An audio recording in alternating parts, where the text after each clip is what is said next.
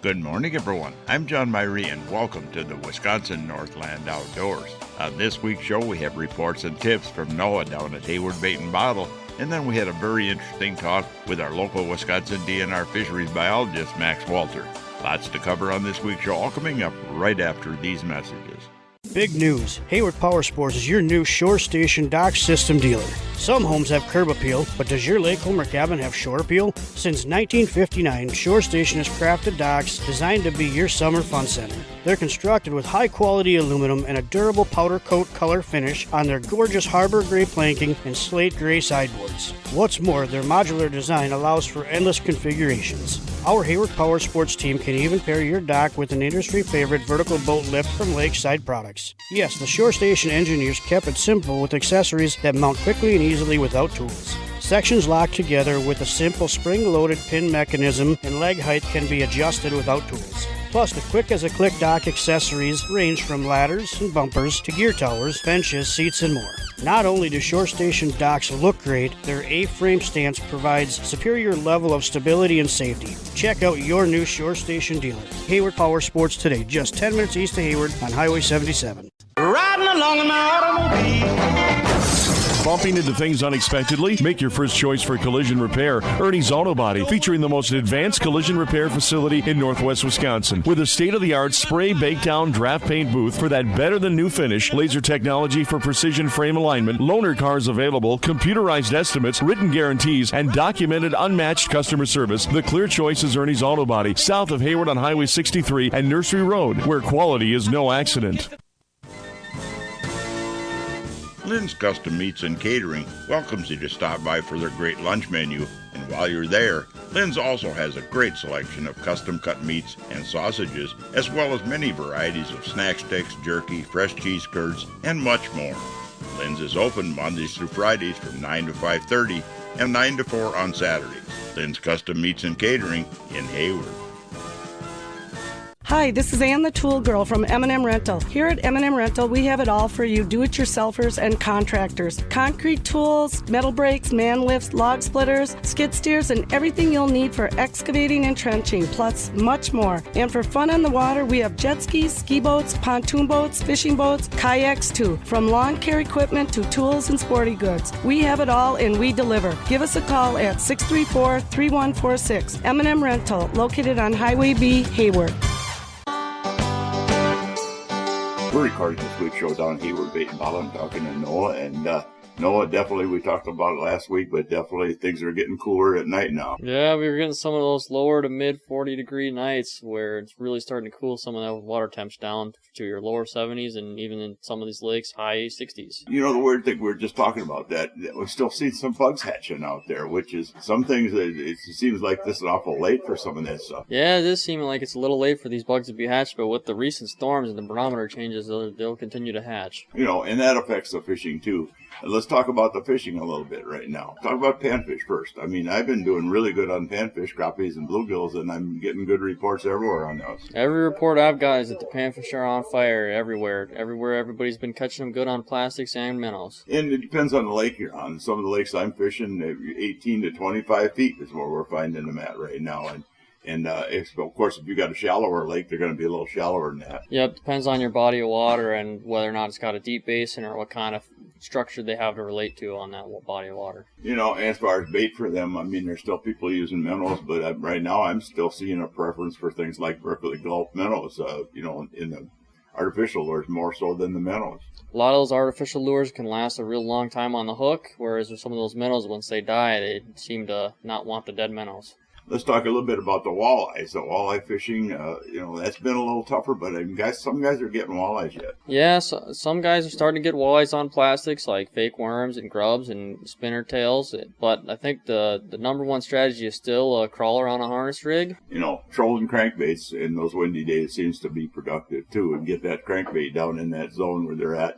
You can use snap weights. There's a lot of different ways you can get down there. Yep, trolling lead core with the crankbaits to get them down to that 30-foot range can be effective. We've had a couple people saying that they've done pretty good on crankbaits. As far as muskie fishing, you heard anything there? It's probably been a bit slower than most years, but I'm still seeing a lot of reports of people catching fish on most of the bodies of water. Almost every day I check on my social media, somebody's catching a muskie on the Chippewa.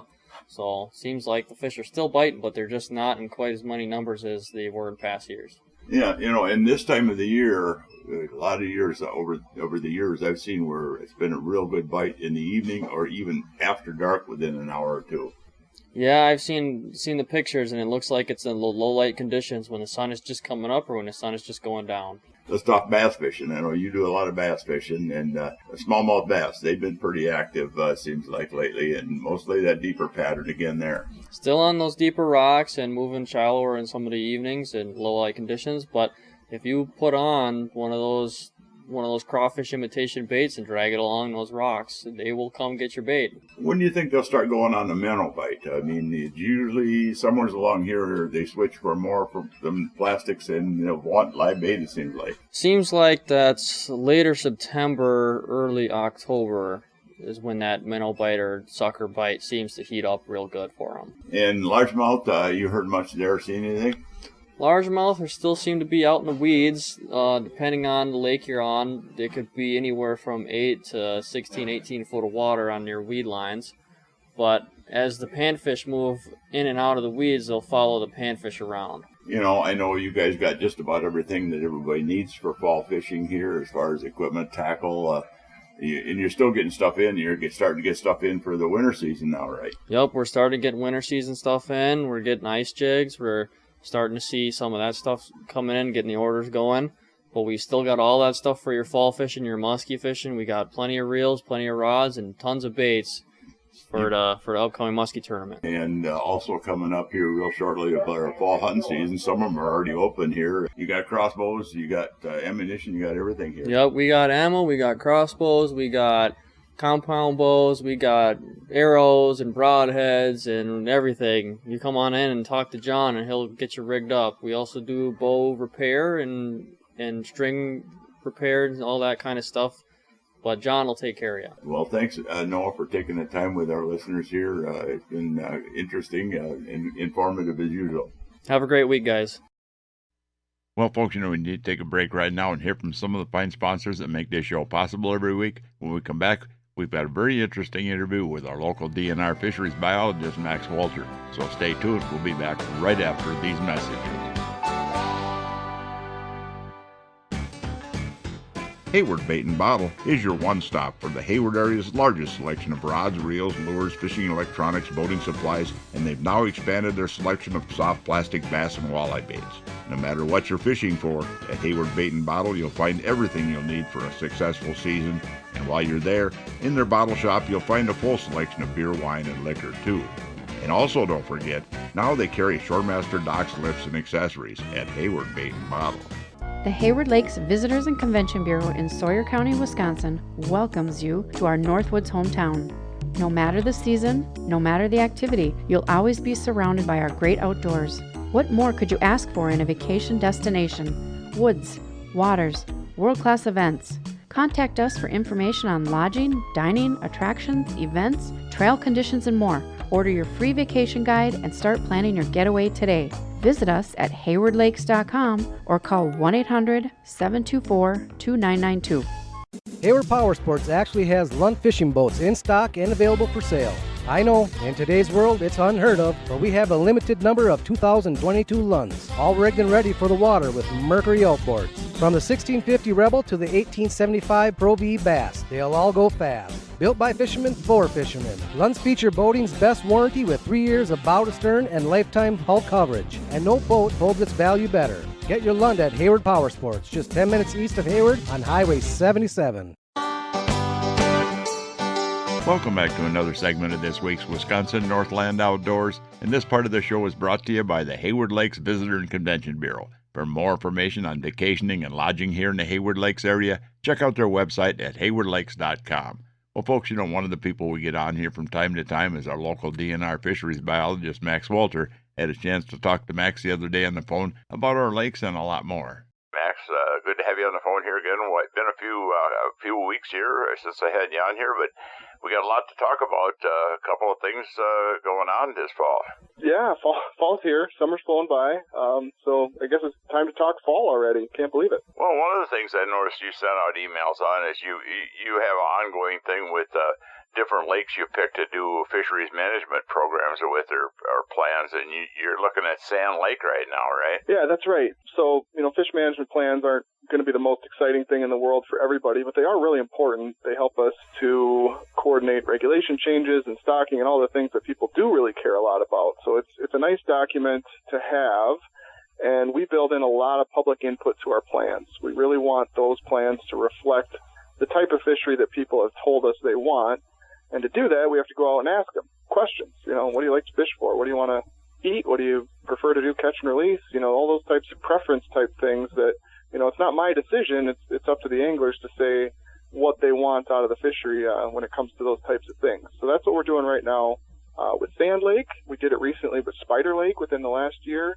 And we've got plans for a lot of the other big, high-profile water bodies like the Chippewa Flowage and the Cooteray and Nelson. We've had those for quite some time, but we're just kind of getting to some of the what I'd call medium-sized lakes that are around 1,000 acres over the last couple of years. Well, and that's important that we come up with different plans and regulations and stuff because, we've had some major regulation changes over the years up here when it comes to fish like walleyes, and it seems to be having a positive effect on most of the fisheries. Well, yeah, I like to hear that. It's always good to hear that, the things we're hoping will happen and the things we plan for are coming about and producing some positive outcomes for people that are out there fishing our lakes and rivers a lot like yourself. Oftentimes we'll start to create one of these plans in response to an issue that we need to address. And so that's kind of the case with Sand Lake. We've seen some major changes and swings in the walleye population, and so this is kind of a good time to get everybody together, talk about those issues a little bit, come up with a strategy for how we're going to deal with all that going forward. So usually when we're creating a plan, there's some things we want to address. Another thing that's really beneficial about these is it's an opportunity to kind of coordinate with all of our partners. So if you take Sand Lake, we've got a Great Lake Association that we work with really closely. They're very involved. They're excellent. We've got a muskie club that cares about Sand Lake and all the other muskie fisheries in the area. We've got bass folks. There's lots of different people that can come to the table and help out. And what these plans do is they identify where those needs are. This is what the DNR can do, and this is a couple things that we'd like to do, but they're kind of above and beyond what I have the capability to do, and so here's where partners can step in and help out. And this community is always great about that. So these plans are really going to spell that type of stuff out so anybody who wants to help can see where their role is. We're seeing some wild things happening on our walleye fisheries over the last 8-10 years or less even, where, some of the lakes seem to be struggling and not having reproduction and stuff. But Sand Lake is one of those lakes that was kind of interesting to me because it went from a really good walleye lake to a real tough lake with different regulations, and the regulations were all over the board, and now you changed it again, and then now we're looking at a plan to maybe make the different regulations again. It has quite the history, and there's some really good things in that history. I mean, like you mentioned, a lot of our lakes are struggling with walleye reproduction. We've talked about this many, many times on your show here.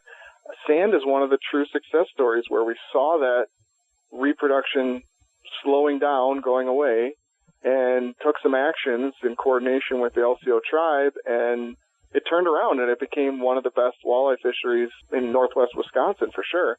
And, then we started to see some of those issues pop back up. So, we kind of have to figure out what are we going to do going forward. We don't want to have this continual fluctuation going from tons of fish to not many fish, like you said, big fish, small fish. So, how can we kind of stabilize it and set it up to be a good fishery over the long term and maybe have some more consistency?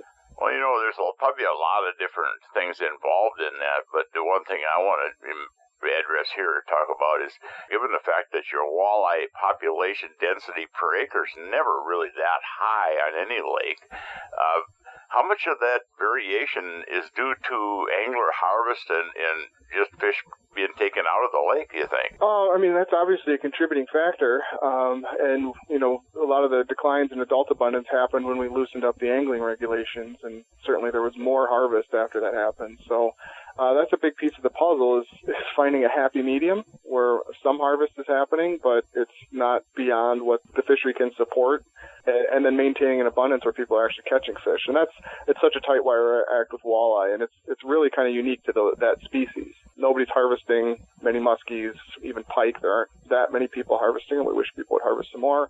Bass, panfish are so abundant that even when a lot are harvested, there's still usually a lot in the lake. Walleye are kind of unique in that, you actually can see harvest reduce a population abundance. So, yeah, it stands a challenge, and I think it's not a really difficult lake to fish. It's not a really, really big lake. So, harvest can happen and really change things out there. And we've actually got pretty good regulations. The universal regulation with the 15 to 20 slot, I think, is probably one of the best things that happen on a lot of lakes up here over all the years. And I think that now, if we can get the public awareness out there that if there's other fish out there to eat, if you want to have a fish meal, some of them are more plentiful, like northern pike. And that and the good regulations, maybe we can sustain some decent walleye fishing up here for a few more generations.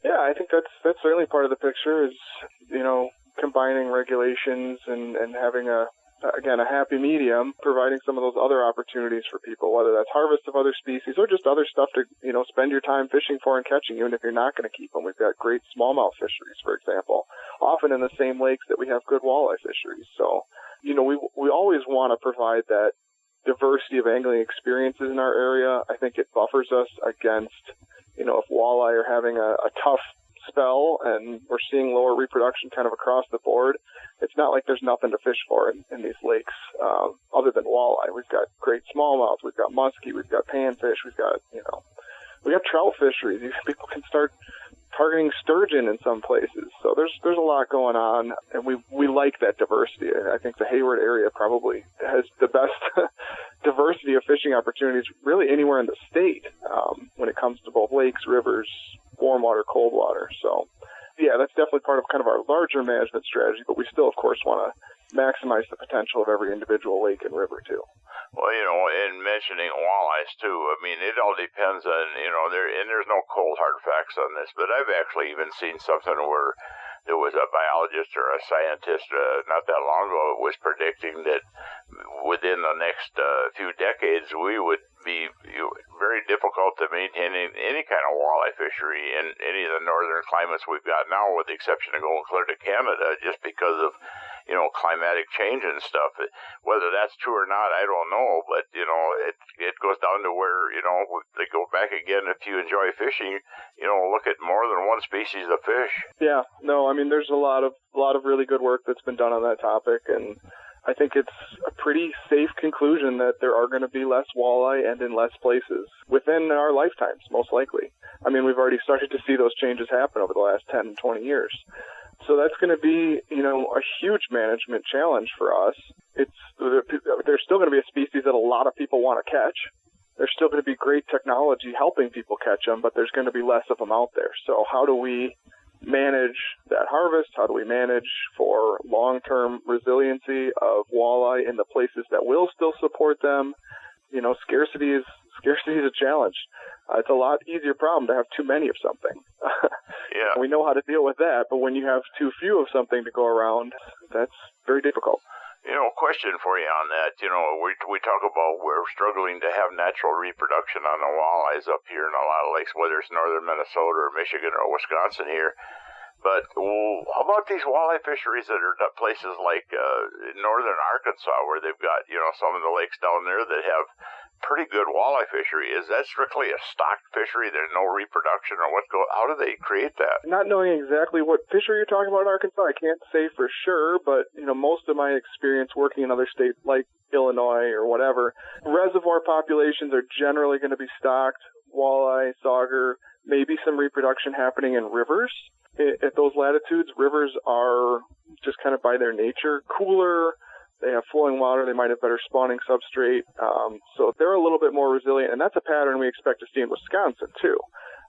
While a lot of lakes may not support walleye in the future, river populations may still be doing okay, which is going to put more pressure on those rivers and more anglers may be going there to find their walleye. But that's kind of the general pattern is rivers have a little bit more of that dynamic habitat and can support walleye, even under a warmer scenario like a lower latitude state today or what we're expecting for Wisconsin in the future. Well, it sounds like that then even though we may be having some problems on our lakes up here, some of the lakes, that our rivers are still doing pretty good then as far as a natural recruitment on walleyes. Yeah, and that's generally the pattern. So reservoirs, lakes that have a lot of riverine influence, like a Moose Lake, like a Chippewa flowage, are some of the ones where walleye are still doing quite well and are going to be some of the populations where walleye would likely be able to hang on and maintain a pretty good abundance. You know, we did population estimate on the Chippewa flowage this spring. It came out at almost 5 per acre, which is where it was in the 90s. So we've kind of turned back the clock on that fishery, and we've done it by kind of maximizing the riverine influence using drawdowns, and the walleye have really responded well to that. So, you know, that's a strategy, but it's not a strategy that we can use everywhere. Not every lake is the Chippewa flowage that's 15,000 acres and has a dam where we can do some of those water level manipulations. A lot of lakes are 200 or 500 acres, and they're a seepage lake, and, you know, the water level only changes when the water table does, so we have no control over it. Those are the types of lakes where walleye are going to be facing much more of an uphill climb to kind of maintain themselves as dominant species. A lot of interesting stuff there. Well, folks, you know, we need to take another break and hear from even more of the fine sponsors that make this show possible every week. When we come back, we'll have the second part of that talk we had with DNR biologist Max Wolter. So stay tuned. We'll be back right after these messages.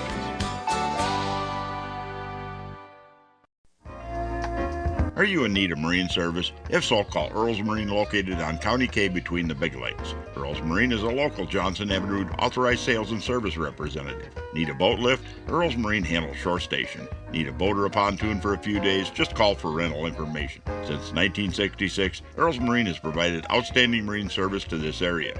For outstanding service, open 7 days a week for sales, and they have live bait, tackle, and fishing licenses too. Call Earls Marine today at 715-634-4783. This year, Dr. Ostrander and his staff at Hayward Animal Hospital will be celebrating 30 years. They thank you for your patronage. Hayward Animal Hospital continues to accept new clients and offers urgent care appointments daily. For same-day urgent care or emergency surgery, make sure you call early in the day as appointments fill rapidly. They open at 8 a.m. Hayward Animal Hospital is located 1 mile east of Hayward on Highway B. Call 715-634-8971. If you'd like to have your time fishing be more enjoyable and productive, hiring a fishing guide can be a good investment. Whether it's learning more about fish patterns throughout the year, learning how to use your depth finder to find the best spots and fish, learn how to use that GPS to get the most out of it, or learn better boat control. A day on the water with a guide can really help you to be a better angler, as well as make a day on the lake very enjoyable. To book a guide trip this year or get more information, you can find us on the internet at www.wiscnorthlandoutdoors.com, and then just click on Area Guides. Welcome back to the last segment of this week's Wisconsin Northland Outdoors. And folks, we're going to jump right back into the second part of that talk we had with DNR biologist Max Wolter.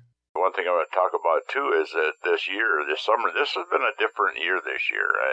And I don't know what's causing it or whatever. I don't want to get into that point, but you know, we've had so many weather fronts moving through, and the frequency of our fronts and the barometric pressure changes is just much quicker, it seemed like, this year to me than instead of a 3 or 4 day rotation, we had a 1 or 2 day rotation for a long period of time there. It seemed like there was even more bug hatches going on in the lakes, and the lakes just seemed to be full of forage. And, you know, what's your take as far as how the fish you think did this year, as far as you know, the amount of food to eat and just the conditions for the fish itself? Boy, you know, I wish I had some more observations to share at this point in time. We have had some researchers that have been out doing some things on local lakes, looking at that type of stuff, looking at zooplankton and larval fish production and all that. So, you know, when I get a chance to go over that data with them, I think I'll be able to say a little bit more. But yeah, you know, with climate change in general, the unexpected is now the expected. So patterns that we haven't seen before, patterns that we,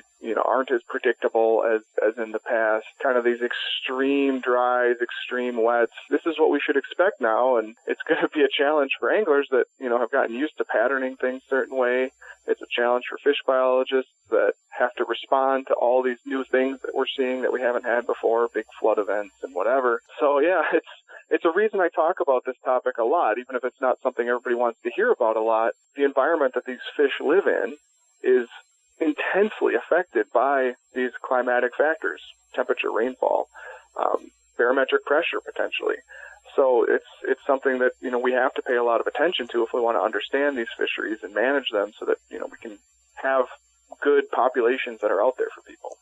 Well, some people, we have mayfly hatches. That's the big one everybody talks about all the time, but there's all kinds of different bugs that hatch in the lakes. And, I was talking to a professor that works with bugs at one time, was in my boat, and he said that I was correct in the observation that a lot of these hatches from the bottom of the lake that come out of the bottom occur during barometric pressure swings after and before fronts and stuff. And if we've had all that, does it make sense that we would basically, in the right temperatures, just overload the system with lots and lots of food and forage, which in effect is going to make the fishing a little bit more difficult?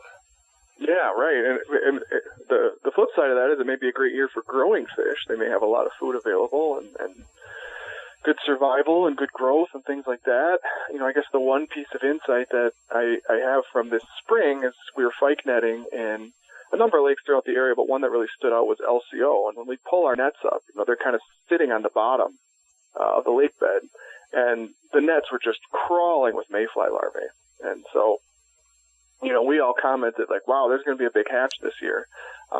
Some of those species hatch every year. Some of them hatch every 2 years or every 3 years. So I didn't know exactly which species we were looking at, but boy, there sure were a lot of larvae out there. It looked like a very productive year for some of that stuff, like you said.